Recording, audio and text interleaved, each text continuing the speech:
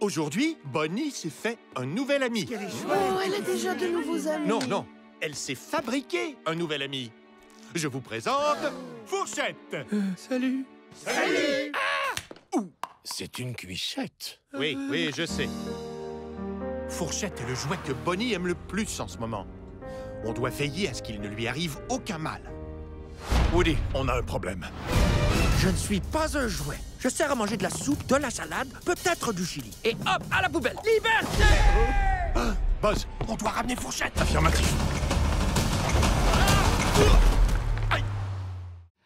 Histoire de jouets a pris l'affiche en 1995. On sait que c'était le premier film entièrement numérique de l'histoire. Pour commencer, j'aimerais avoir tes impressions lorsque tu as vu le premier film pour la première fois. J'étais épaté. Je me souviens que j'étais jeune adulte, parce qu'en 95, je commençais ma médecine vétérinaire. C'est drôle de dire ça dans une entrevue comme ça.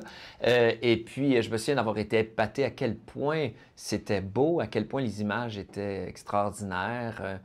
C'est des personnages qui prenaient vie. Étant donné que c'est tellement bien fait, on avait l'impression que c'était vraiment des...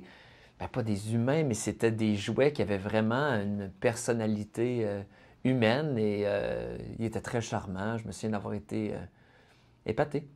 Fourchette est une cuichette à l'allure un peu névrosée, mais fort sympathique, Ouais. qui est aux prises avec des problèmes d'identité puis d'image de soi. Alors, pourquoi penser à François Bellefeuille pour lui prêter sa voix au Québec? C'est une bonne question. J'ai l'impression que c'est surtout aussi au début du film, là, dans la première partie, là, où Fourchette, finalement, veut toujours retourner d'où elle vient, donc dans les poubelles. Fourchette croit que c'est un déchet.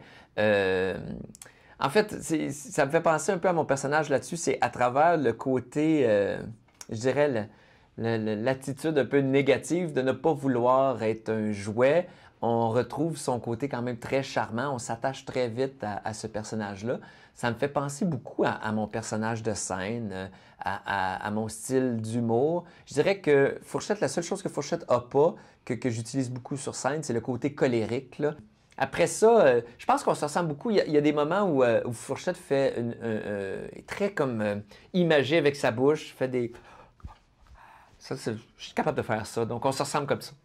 Bien, justement, pour faire du pouce sur ce que tu viens de dire, on connaît ton personnage colérique de scène, Ouais. mais je trouve que dans le film Fourchette, il y a un côté un peu vulnérable. Oui. Il est quand même joué en retenue par Ouais. rapport à ça. Parle-nous de ton processus lorsque tu cherchais à trouver la voix pour ce personnage-là. Bien, j'ai été très, très bien coaché.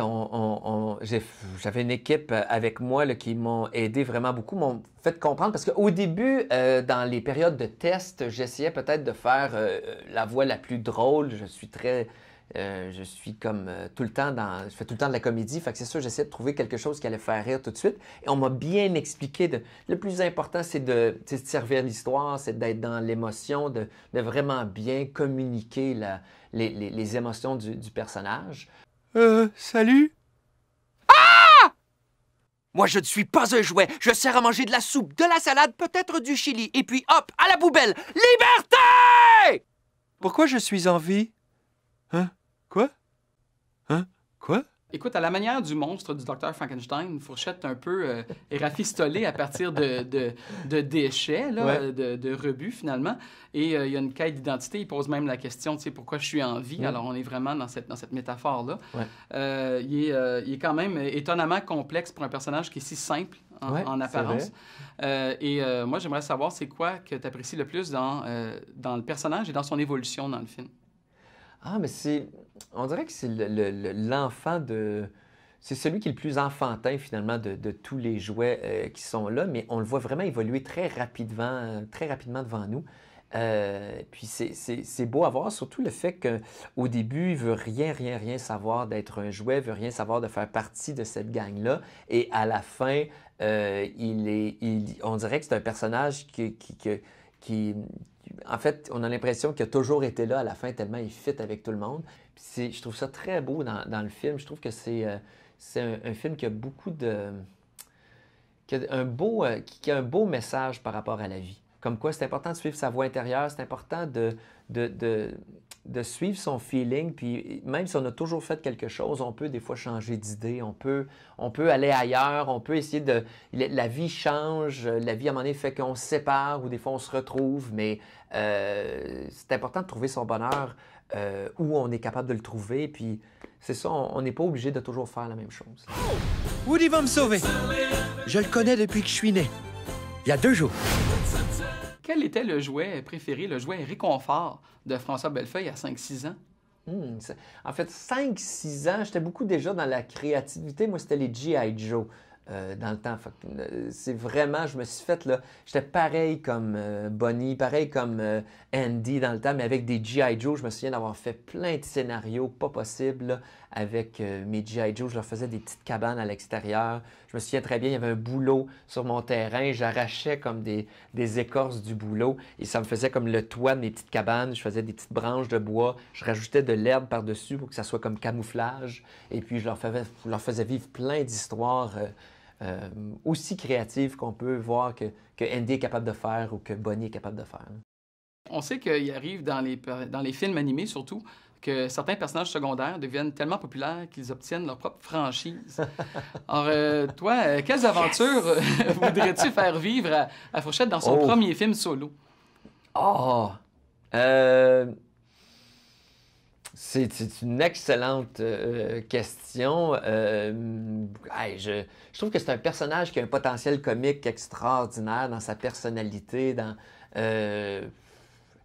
c'est une très, très bonne question. Je le ferais peut-être vivre... Il y a comme une espèce de lien, parce que vu qu'il vient des poubelles, il est attaché vraiment aux déchets. C'est là qu'il se sent bien. C'est là que... Parce qu'il vient de là, il a été créé à partir de trucs qui se retrouvaient dans une poubelle. Mais il y a tout le côté recyclage. Est-ce qu'il est recyclable? Est-ce que le fait là, que... je sais pas, j'y ferais faire peut-être une quête par rapport à d'où il vient vraiment, là, parce que son corps est fait d'une cuichette en plastique. Peut-être le faire rencontrer d'autres cuichettes qui sont réutilisables comparé à lui qui est jetable. Et je sais pas, je le ferais naviguer à travers ça. Je trouve ça intéressant, le côté environnemental là, de cette histoire-là. Salut? Vétérinaire? Humoriste? Cuichette? C'est quoi la prochaine carrière de François Bellefeuille? Je ne sais pas. Peut-être... Ben là, je touche au domaine du cinéma, puis je trouve ça magnifique. C'est le fun, c'est stimulant.